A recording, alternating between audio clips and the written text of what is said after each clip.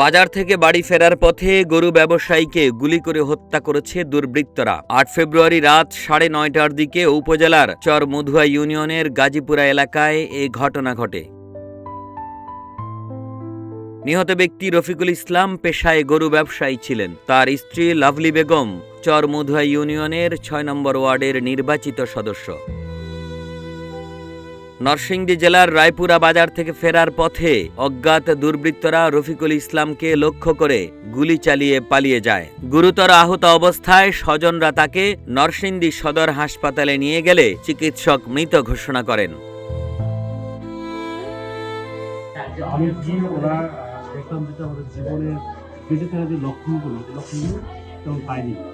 এটা কনফার্মেশনের জন্য আমি কয়েকটা শুধু সিসি করি, সিসি করে নেই। ওনার নিচের দিকে একটু মানে আমাদের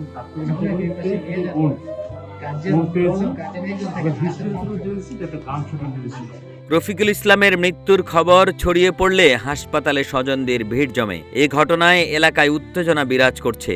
স্থানীয়দের দাবি, দ্রুত অপরাধীদের আইনের আওতায় এনে শাস্তি নিশ্চিত করতে হবে।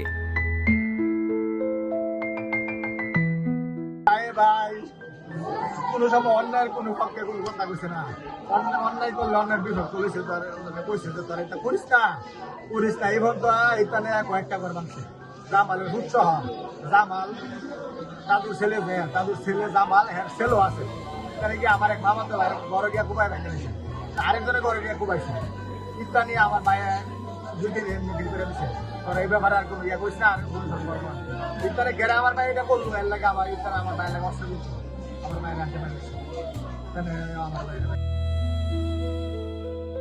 রায়পুরা থানার ওসি মোহাম্মদ মুজিবুর রহমান জানান, এটি রাজনৈতিক কোনো ঘটনা নয়। প্রতিবেশীর সঙ্গে পুরনো পারিবারিক বিরোধ থেকে হত্যাকাণ্ডটি ঘটে থাকতে পারে। ঘটনার সঙ্গে জড়িতদের শনাক্তে তদন্ত চলছে। নরসিংদী থেকে খায়রুল ইসলামের তথ্য ও ছবিতে ডেস্ক রিপোর্ট, রূপালী বাংলাদেশ।